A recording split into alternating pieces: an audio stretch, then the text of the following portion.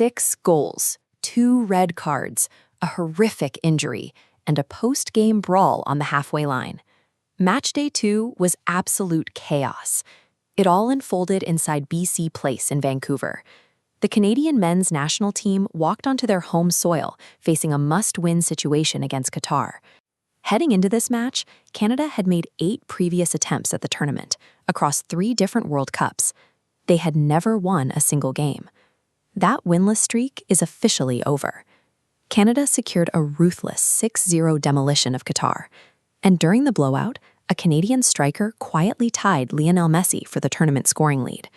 What started as a routine group stage matchup devolved into a 90-minute emotional roller coaster. It's a result that forces the rest of Group B to play by Canada's rules. Head coach Jesse Marsch knew his squad held the athletic advantage over Qatar. Instead of playing conservatively, he ordered his team to aggressively overpower them. Marsch deployed a high defensive line.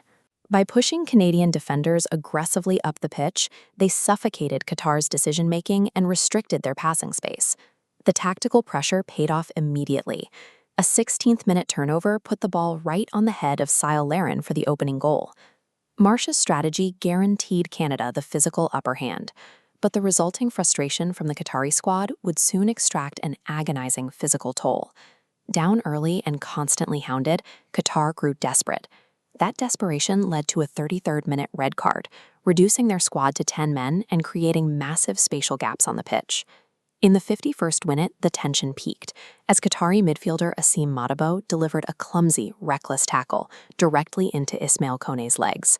Those on the field heard the bones snap.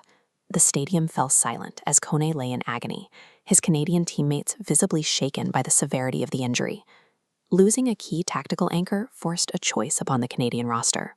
They could safely run out the clock, or they could relentlessly avenge their fallen number 8. In sports, watching a teammate leave on a stretcher often triggers a psychological shift. Kone's exit acted as a powerful motivator for the remaining players. Poetic justice arrived quickly. Nathan Saliba, the man who substituted in for Kone, stepped up to the ball in the 64th minute and curled in a flawless free kick to make it 4-0. Saliba didn't celebrate for himself. He raced to the sideline, grabbed a replica of Kone's number 8 jersey, and held it high above his head to the crowd. From there, the floodgates opened. Madiba was sent off, reducing Qatar to 9 men. Canadian striker Jonathan David exploited the massive gaps left in the exhausted defense.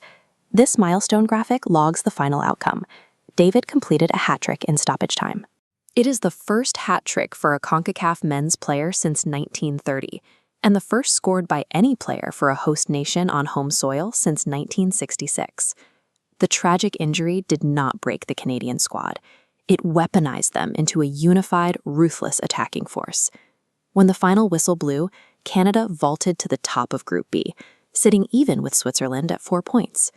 The 6-goal explosion provides a massive advantage in the primary tiebreaker, goal differential. Canada now commands an insurmountable +6 cushion, doubling Switzerland's +3. This creates a highly favorable scenario for matchday 3. Because of that heavy goal cushion, a simple draw in their final match against Switzerland guarantees that Canada wins the group. Winning the group provides a logistical advantage. A second-place finish forces a flight to Los Angeles. First place ensures Canada keeps their home field fortress, playing their opening knockout match right back at BC Place. Beyond the team standings, the Vancouver win disrupted the race for the Golden Boot. After a dominant opening performance against Algeria, Lionel Messi was widely presumed to be running away with the award unchallenged. This official Golden Boot leaderboard shows the new reality. Jonathan David's 3 goals have erased Messi's solitary lead, locking them in a tie at the top. This data graphic reveals the pressure building on the chase pack. Global superstars like Kylian Mbappé, Harry Kane, and Erling Haaland are now looking up the standings, trailing a Canadian. Overnight, Canada has evolved into a battle-tested threat, possessing the clinical efficiency to shut out an opponent, despite losing a key starter.